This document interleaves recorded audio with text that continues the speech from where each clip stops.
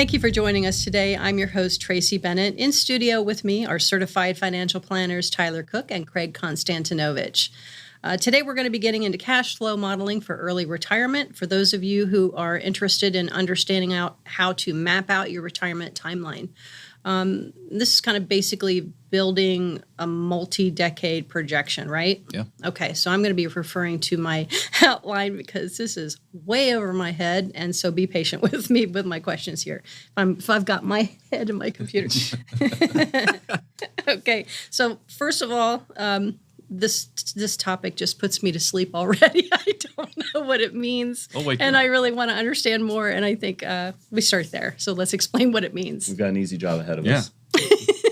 Well, cash flow is the key no matter what part of life you're in. Mm-hmm. It just becomes more important, I think, for retirees when the paycheck stops and they're figuring out where am I going to pull my money from to live on. Mm-hmm. So managing the cash flow strategy in advance of that pending retirement date is really the key. Right. Our goal is that nobody has to sacrifice lifestyle shifting from the working world into their retirement phase of life. And so by managing the cash flow today, primarily the expense side of that, knowing what you're spending, that's the starting point. Because everybody knows their income. That's the easy one. May have a bonus here that might change things at certain times of the year, but you know it's going to be deposited in your bank account when it's payday. The other side of that, the expense side, is the key. And we've said this on many shows, but in those early years, retirees spend more those first couple of years. That really shocked me. I guess it's logical when you think about it, because you say every day is a Saturday, right? Mm-hmm. Yeah, you finally have the time to do all those things you've been working so long to do. Or you might be bored. Yeah, absolutely. Yeah. I think the cash flow piece, too, is oftentimes tied to, I've got this bag of money I've saved my whole life working. It's in my 401k, it's in an IRA, whatever it might be. How do I pull from it? When do I take the money out? What type of account should I pull it from? So all those factors go into the cash flow strategy because there's also tax implications related to all of it. Right. So we'll get into some of that. Okay. We're going to incorporate inflation, healthcare, Social Security, and phased spending into the conversation. Just a heads up. First question is, how early is early when it comes to retirement? And how does somebody know if they're on track for that? So retirement, a lot of times to people early, is before the biggest expense really becomes manageable, and that is usually healthcare costs. So if you retire before age 65, at age 65, you become Medicare eligible. If you retire ahead of that, you have to go out and you have to get private health insurance. So more times than not, if you're working, you've got employer-provided coverage. More times than not, you're splitting those costs. If you retire and you don't have an employer or you're not self-employed, now all of a sudden you've got to bear 100% of that expense. So it can range wildly based off of various care needs, specific coverage, all those kind of things. But that is usually the largest expense for people once they get into retirement. So retiring early, more times than not, that's before age 65, because not only the expense side of things for health insurance, but also there may not be a stream of income that's coming in. 62 is more times than not the earliest that you can take Social Security on your own benefit. So if you retire at age 60, you've got to have that bag of money big enough to take care of you and yours without any support. So where does that start? Well, I mean, if I'm 60, let's say I'm 55 and I have great plans to retire at 60 or 58, 59, how do you start vetting your lifestyle and your income to know if you're on track? Yeah, we like to kind of use a test drive approach. So if you can if you know your target date is 60 or 65, maybe 2 years before that, try to live on what you think you can spend. Mm-hmm. Not your lifestyle today. And maybe you can do the same thing, but the point being is if we say, all right, your plan works at spending $100,000 a year, can you actually do it? Right. Give it a test drive. And because a lot of times, too, there's different conversations about changing locations in retirement where you might live. That changes taxes. All sorts of things go into that. But if you can give yourself the patience and the time to actually see if it's going to work, that's a great strategy. And that doesn't work for everybody. But if you have the time and the flexibility to do it, that could be a great way to ease into that versus just kind of a cliff and go right into that phase. The taxes are the scariest thing for me in my mind as I think about that. Yeah. Which taxes? Income tax? Paying taxes. Yeah. Yeah. It's huge. Or paying too much taxes and that on what I've already worked so hard to save. And that's the big piece of the conversation. I mentioned healthcare, but taxes is probably the second biggest expense because more times than not, by the time you reach retirement, whatever your living situation is, you probably have that or nearly have that paid off. So now you're looking about, okay, well, where are my kids located? If you have kids, where am I going to be traveling to, or where is my guaranteed vacations, as I like to say?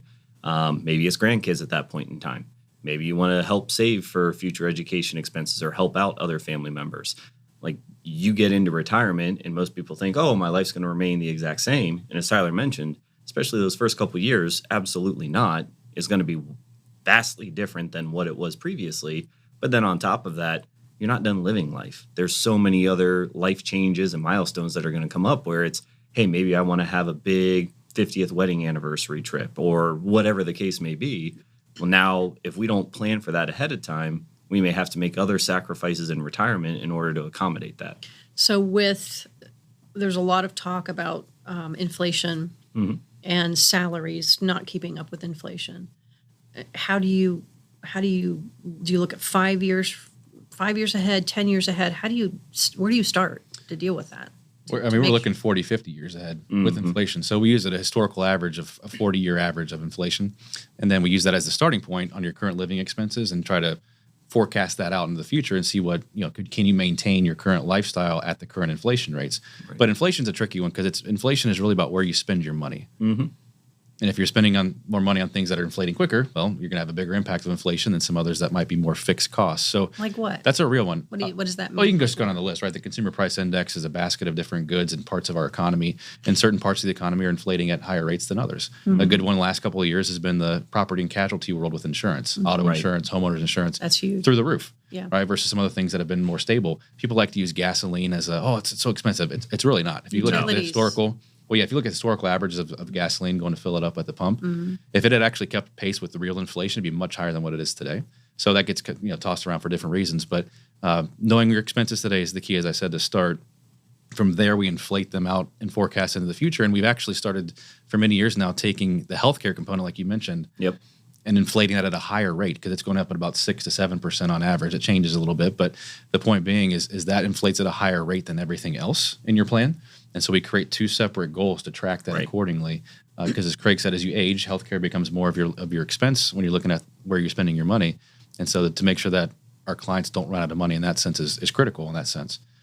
Plus, then the programs change too. Like you said, the tax things change. We just had a big tax bill this year in 2025 that's shifted and it's changed things the next 4 or 5 years. So it's a constant moving target with that. But the best advice we can give anybody who's right there thinking they might retire before 65 is again, your expenses first. And then the next part I want to get into, if we can, is where do you take the money from? Which accounts are best to pull from?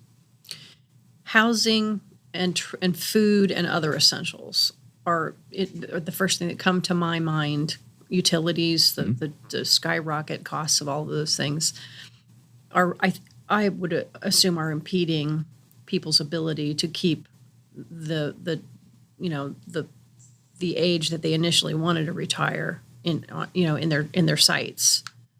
I mean, how do you prepare for that? I mean, I guess you just look at what it's not about what is it? It's not about what you earn, it's what you keep. Yeah. So it's not about what you earn, it's what you keep. So let's explain that concept, especially to younger people who don't understand what that means. They buy what they want what they want, they get what they want, and then they complain that they don't have savings later, right? So if that's happening, what's the best strategy for that?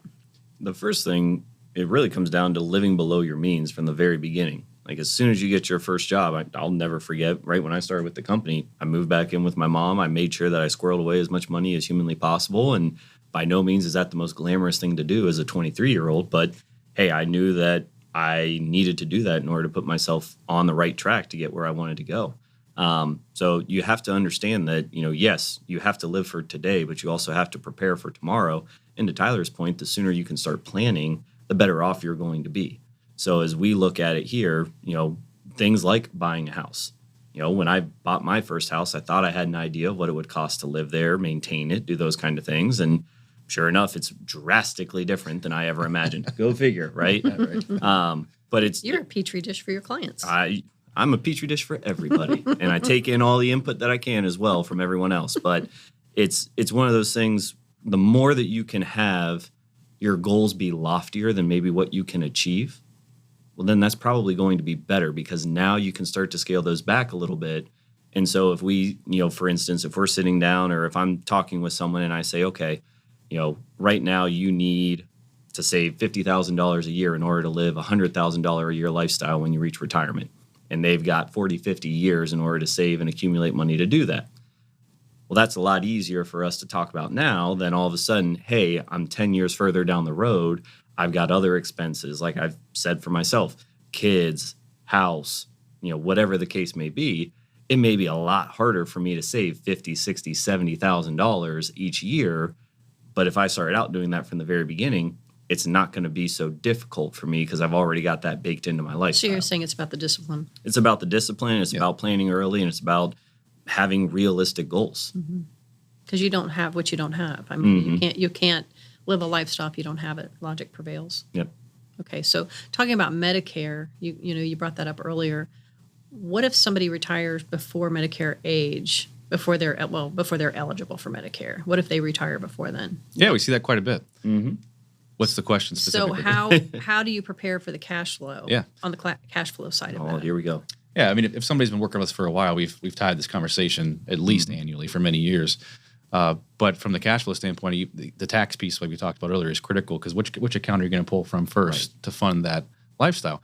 In Medicare, because you hear the jokes about it's free and so forth. There's still costs to it, right? Oh yeah.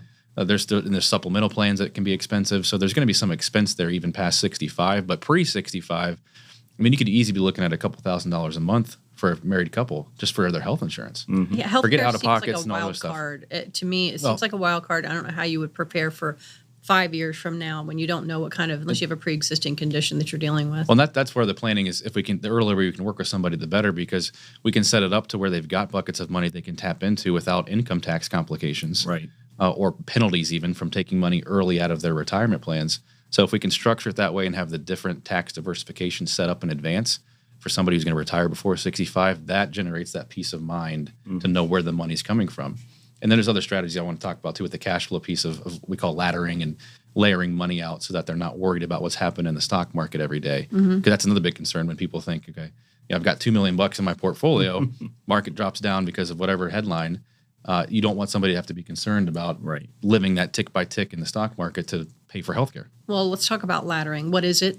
Yeah. Explain it. Good. Laddering is basically just knowing that you have money that you're going to need, not subject to the ups and downs of whatever market it may be invested in otherwise. So, for instance, like if I'm on the precipice of retirement and I know that I need $10,000 to supplement what I'm going to get from Social Security or my pension or whatever the case may be. So I need $10,000 per year plus inflation.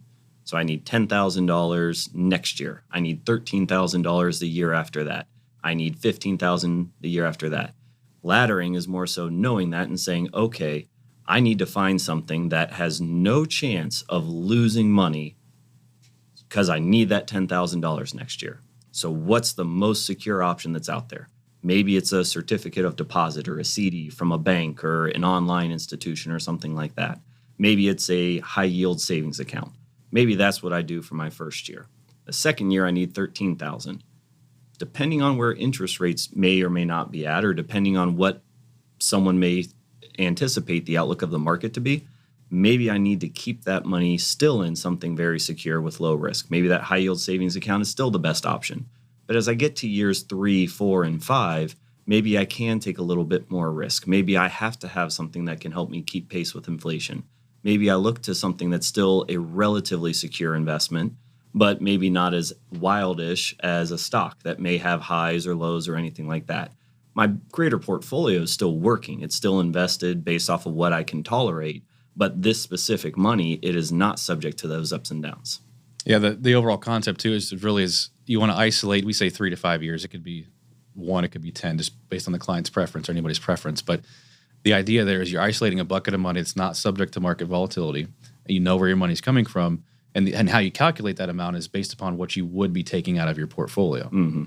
So if the first 5 years, Stop. Yeah, I'll walk you through it. So for the again. first 5 years, if you need to take $500,000 out of your portfolio the first 5 years, $100,000 a year, well, we're going to isolate that $500,000 layered out per year so that you're not worried about the stock market doing what it does. And historically, the stock market's not gone down more than 3 years in a row. Doesn't mean it can't, but that's a good starting point that we like to use and give it a little extra layer there. And again, it's about generating peace of mind, right? You've seen a theme here with that peace of mind concept. So the idea there is people don't have to worry about picking up the phone and saying, all right. Is it going to be higher, market going to be up or down today? When should I take my withdrawal? No, you isolate that. You can't, because you can manage that piece, right? You can't eliminate the risk, but you can manage it by using this cash flow laddering strategy. And so by doing that, you really create the knowing of where your money's coming from to pay things like your health insurance and so forth. Does that impact what you're already putting into other buckets? I mean, would that? It can, yeah. To Tyler's point earlier about the different kinds of accounts. If I'm typically contributing, for round number's sake, $1,000 to my 401k. Now I have to decide if I want to take it down to 500 to put the other 500 into the other laddered account, right? Into a different account, yeah. So to Tyler's point, there's different tax ramifications, both when you make contributions and when you take distributions. So when you put money in versus take money out, there's different tax ramifications. All of the accounts may still be invested while you're still working or while you're still accumulating your wealth, but knowing that we have to look 10, 20, 30 years, and we have to say, okay, if you want to retire at age 55, well, yeah, keep utilizing your 401k, but you should probably also have what's called a taxable or a brokerage account that has different tax ramifications. So that way, when I take the money out, maybe I can negotiate my tax bill to be slightly lesser or maybe not get hit with penalties or things like that. So that's where we come into play to say, okay, if you're going to retire at 59, you need to have these 3 buckets set up. You need to be saving, if you can save $1,000 a month, maybe you need to put $300 to your 401k, $400 to that taxable account I was talking about, and then the remaining $300, maybe that goes into a Roth 401k or a Roth IRA, something that you put in money right now, you pay taxes on it now, but that Roth money grows tax-free, and you can take that out in the future and never need to pay another dime of taxes on it. Okay, so how does Social Security play into all of that? Because Social Security is taxable, right? It is. Yeah. Well, it depends. It depends. Okay. Depends on your income. And we're not CPAs. Yeah, right. The highest it can be taxable is at 85%. That's the highest rate, right? So there's ranges below that where some won't pay tax. But the idea being is, for us, the strategy is, when do you take it? That's the question we get all the time. You can take it as early as 62 or as late as 70 or any year in between. Every year you wait, you get a recurrent law, you get an 8% compounded increase on your payout amount per month. So that's substantial difference from starting at 62 versus waiting until 70. Right. But there's another calculation we do, kind of optimization to see, okay, where's that break even point? Like, what's the sweet spot of when to start taking it? And it really depends on the client situation. So, and how much they're spending. That's really the key. Again, it goes back to spending, tracking your living expenses. Right. So when you're talking about layering cash flow, when you're talking about when to take Social Security, it's all about what are you spending? And then sometimes, go ahead. I was going to say, and then on top of that too, you may have different accounts that have requirements where you are mandated to take distributions from them. So we have to factor that into all of this as well. Didn't mean to cut you off. No, that's great. That's a lot. All right, phased spending, so adjusting your budget over time.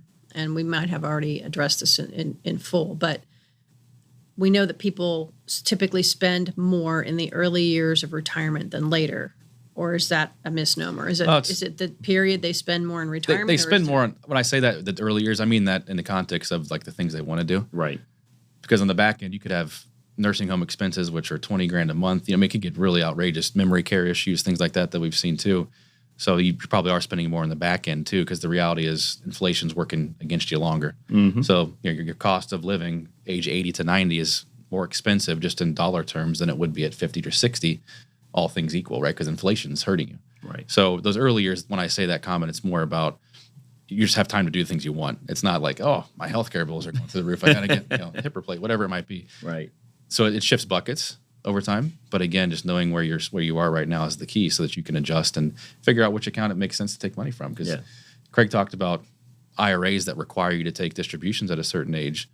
A lot of times we'll use that to make charitable gifts. So, and that manipulates the client's tax bill. It reduces their tax bill. And they can live off the brokerage account that Craig mentioned or the cash they've got in their bank account. So it's all coordinated with what's the best strategy for each situation. Right. A lot of people refer to it as the retirement spending smile, because you start off spending more and then you spend more at the end as well, but it's more so on healthcare. So it's once That ain't spending no up front. smile in my book. Hey, I'm just telling you what the common. That's a big old frowny face. Well, you don't want your middle spending to be too high. Okay. Yeah. Yeah, that's that's when you start to think I'm going to have to adjust my lifestyle radically, especially for people who like to travel. Yeah. They aspire to travel in retirement. That's the big thing. I want to travel in retirement. Right. And that's like Tyler talked about, like when you want to travel. Like there's a lot of people or conversations that are had around, okay, well, when I reach retirement, I'm going to be the healthiest that I'm going to be in retirement. I've got Alaska cruise on the line, or I want to take this European cruise, or I want to go down to the Cayman Islands, or whatever trip they have kind of earmarked. Normally, to Tyler's point, you spend your wants earlier on. So that's what we're talking about here is, yeah, you may want to do that while your health is as good as it's going to be. You may trickle off. You may exchange the Cayman Islands for Outer Banks for, when you get into those middle years of retirement, and then go from there. Yeah. And to the bucket idea we talked about earlier, as far as isolating expenses and inflating those at different rates, we'll do the same thing for a vacation bucket. Right. Maybe those first 10 years of retirement, you are going to travel a lot more. So we'll put a separate goal into the plan to account for that. You still have your base living expenses plus the healthcare piece, but we can get really fine-tuned with the details as far as different goals that come up in different timelines. Mm-hmm. What's the average cost per year of if somebody wants to take one nice vacation? I mean, I don't think there is. That's subjective. No. Yeah. So it's literally It's all over the depending place. on where you want to. Because it's each person's nice vacation is a different definition. Right. So it just depends. I'd be happy with Mackinac Island at this point. Yeah. Yeah. All right, building flexibility into your retirement plan. So, what if something unexpected happens? How do you juke quickly and protect yourself from taxes as well while you're contributing when this happens? Yeah. Tax planning starts while you're still working, but it doesn't stop then. To Tyler, as Tyler was mentioning earlier, we have these different buckets. We have these different types of accounts. When do we start tapping into our Roth money versus when are we required to start taking money from here? We've always got Social Security after, age 70 at the absolute latest, but so there's tax ramifications there. But, let's say all of a sudden a big medical expense comes up, or, I need a hip replacement or this or that, and it's not covered by insurance. Well, now we need to look at, okay, well, what other expenses may be forthcoming? And are you still in a position where you're maybe living below your means? I mean, that's an ideal scenario in our book because, to Tyler's point, as far as taking distributions, maybe giving them to charity. Well, this year we just forego giving to charity, or we give lesser and then we keep more money in our pocket. Yeah, that may have some tax ramifications, so we may owe a little bit more, but you've got to look at your tax diversification, not only when you are working, but also in retirement. Because a lot of times when we start getting to those various points where it's, hey, maybe I don't need all of my money from my portfolio, or maybe this year I've got enough squirreled away in my ladder or my layer where I don't need anything from the portfolio. Maybe we consider doing a Roth conversion, paying a little bit more in taxes now to hopefully lessen the blow when we get to the future. So there's all sorts of maneuvers we can do. And I think, too, just to the unexpected piece, hopefully, in addition to your portfolio, you've got your cash reserve still. And that's where you could use that money tax-free to pay for that unexpected expense. So even in retirement, you should have a cash reserve. It's not just while you're working and trying to hedge against maybe losing an income. Same thing applies in retirement with those unexpected life events. Mm-hmm. And the foundation of all this is living expenses, right? Yeah. Bingo. To all of financial planning. That's the Yeah. Bible. Yep. It is. Yeah. Cash reserve, understanding living expenses. You build those pieces or have those in place. That's the best foundation for your financial plan. I think I need a CFP in my life. No, if you. All right. Told you we'd keep you awake. That's it for today. Thanks for tuning in. And don't forget to hit the share button.